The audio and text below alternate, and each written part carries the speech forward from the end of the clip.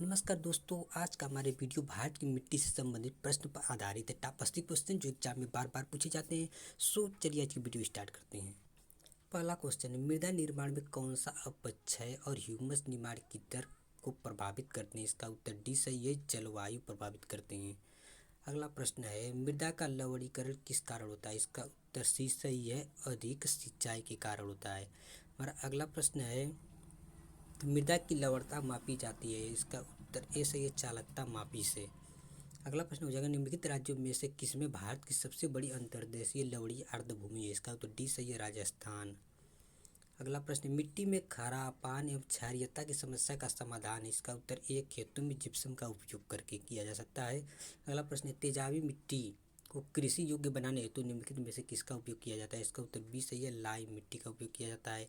अगला प्रश्न, एल्यूमीनियम तथा आयरन ऑक्साइड की अत्यधिक मात्रा वाली मृदा को क्या कहते हैं? इसका उत्तर बी है, पेडलफर मृदा कहते हैं।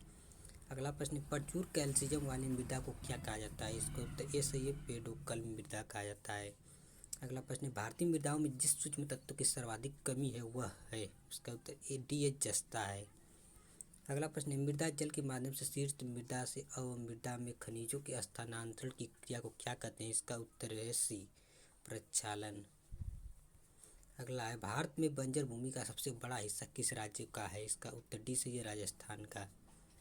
अगला प्रश्न है, भारत के उत्तरी मैदानों की मृदा सामान्यतः कैसी बनी है? इसका उत्तर बी सही है, तलोचन द्वारा। अगला प्रश्न है, निम्नलिखित में से कौन सा मृदा से संबंधित है? इसका उत्तर बी है, ईडोफिक। ईडोफिक जो है मृदा से संबंधित है। अगला, भारत भूमि पर सबसे अधिक व्यापक रूप में कौन सी मिट्टी फैली हुई? इसका उत्तर सी सही है, कछारी जलोढ़ मिट्टी। दोस्तों ये देखिए जो प्रश्न यूपीएससी, ओपीटी, जीई, ओजी 2009, एमपी, पीसीएस, एसएससी मैट्रिक स्तरीय परीक्षाओं में इस प्रश्न आ चुका है, यानी कि ये वीडियो बहुत इंपॉर्टेंट होता चला जा रहा है। तो इस वीडियो को बिना स्किप किए हुए लास्ट तक देखते रहिए, चैनल को सब्सक्राइब करके लाइक कर दीजिए। अगला है, भारत में सबसे अधिक उपजाऊ मृदा कौन सी है? इसका उत्तर सी सही है, जलोढ़ मृदा है। अगला प्रश्न है, कौन सी मिट्टियों में सैकड़ों वर्षों से कृषि कार्य बिना अधिक खाद दिए हुए चलता रहा है? इसका उत्तर सी सही है, काली और कछारी जलोढ़ मिट्टियाँ। अगला प्रश्न, निम्नलिखित में से वह फसल कौन सी है जो जलोढ़ मिट्टी में उगती है और जिसके लिए प्रचुर मात्रा में पानी की आवश्यकता होती है? इसका उत्तर सी सही है, चावल। अगला प्रश्न है, धान की खेती के लिए सर्वाधिक आदर्श मृदा कौन सी है? इसका उत्तर सी सही है, जलोढ़ मृदा। अगला प्रश्न है, गंगा की जलोढ़ मृदा की गहराई भूमि सतह के नीचे लगभग है? इसका उत्तर 20 से 4000 मीटर तक होती है। अगला प्रश्न, गंगा के मैदान की पुरानी कछारी जलोढ़ मिट्टी कहलाती है? इसका उत्तर ए है, बांगर कहलाती है।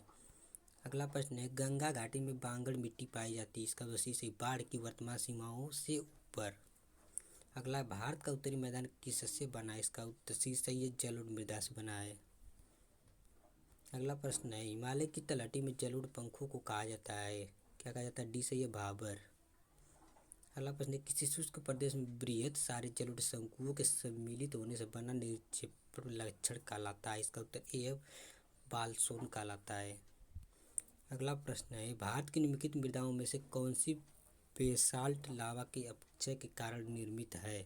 तो इसका उत्तर हो जाएगा बी, रेगुरा मृदा। अगला है, काली मिट्टी और किस नाम से जानी जाती है? तो इसका उत्तर हो जाएगा डी, रेगुरा मिट्टी। अगला प्रश्न है, देश की निम्नलिखित मिट्टियों में से किसे स्वतः कृषि मिट्टी कहा जाता है? तो इसका उत्तर सी है, काली मिट्टी। अगला प्रश्न है, रेगुर मिट्टी सबसे ज़्यादा है? इसका उत्तर बी है, महाराष्ट्र में।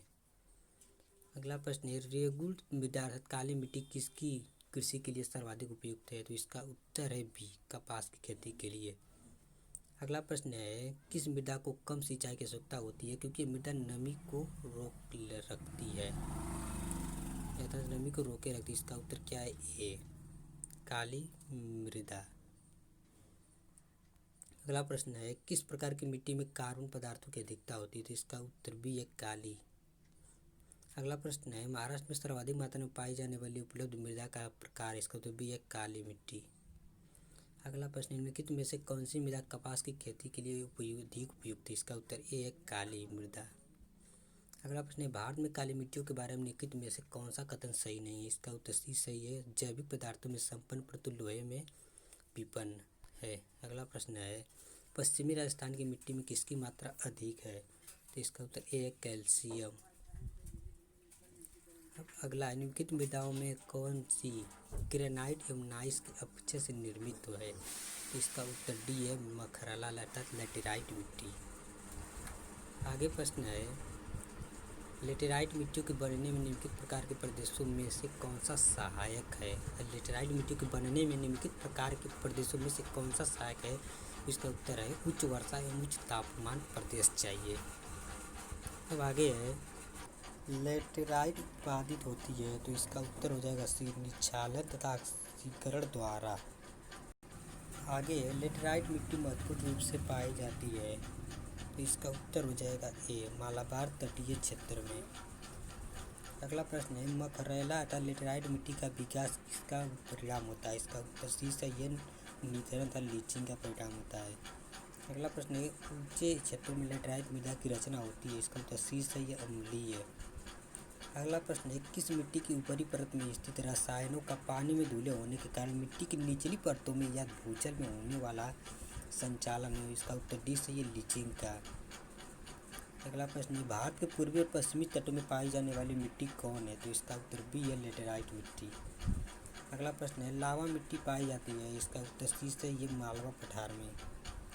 अगला प्रश्न है निम्नलिखित में से किस राज्य में लेटेराइट मिट्टी पाई जाती है? तो इसका उत्तर हो जाएगा डी कर्नाटक और तमिलनाडु में लेटेराइट मिट्टी पाई जाती है। अगला प्रश्न है निम्नलिखित में से किस राज्य में लेटेराइट मिट्टी पाई जाती है? इसका उत्तर ए है केरल में। अगला प्रश्न है लेटेराइट मिट्टी कहाँ पाई जाती है? तो इसका उत्तर डी हो जाएगा आर्द्र तथा शुष्क जलवायु वाले उष्णकटिबंधीय क्षेत्र में। आगे है भारत में सर्वाधिक क्षारीय क्षेत्र पाया जाता है? इसका उत्तर डी है उत्तर प्रदेश राज्य में। आगे वह मिट्टी जो वर्षा के कारण गहन निक्षालन की ओर प्रवृत्त है क्या कहलाती है? लेटेराइट की मिट्टी कहलाती है। अगला प्रश्न निम्नलिखित कथनों में से कौन लेटेराइट मिट्टियों के लिए सही नहीं है? इसका उत्तर डी है उनमें चूना प्रचुर मात्रा में पाया जाता है, यह गलत है। उनकी उर्वरता कम होती है, सही है। ये आर्द्र नवृत्तीय प्रदेश की मिट्टियाँ ये भी सही है। ये बहुत ही अवलक्षित मिट्टियाँ भी सही है। आगे ह्यूमस उदाहरण है? इसका उत्तर सी है जैविक कोलाइड का।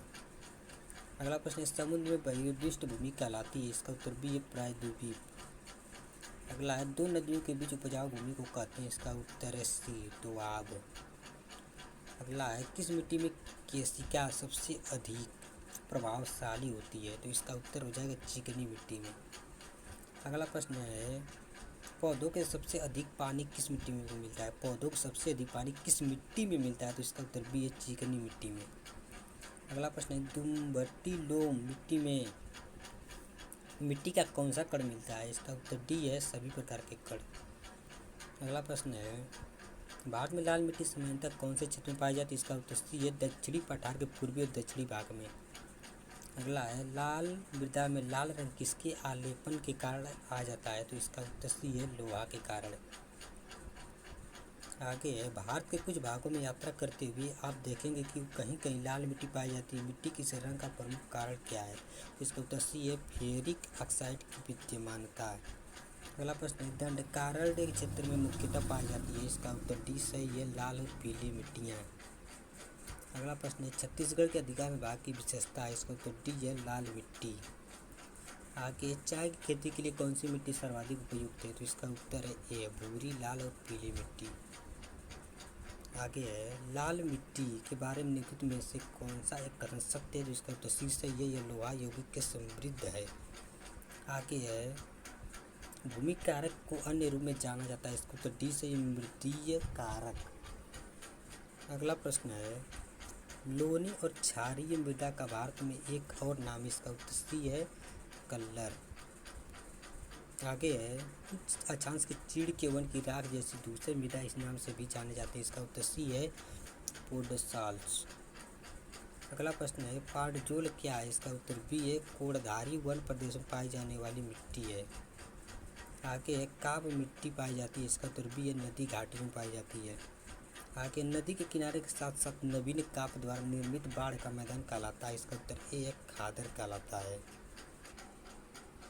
आगे है निम्नोक्त पद्धतियों में से किस एक का मृदा उत्तरता फिर से स्थापित करने के लिए प्रयोग करते हैं? इसका उत्तर सी है परती छोड़कर।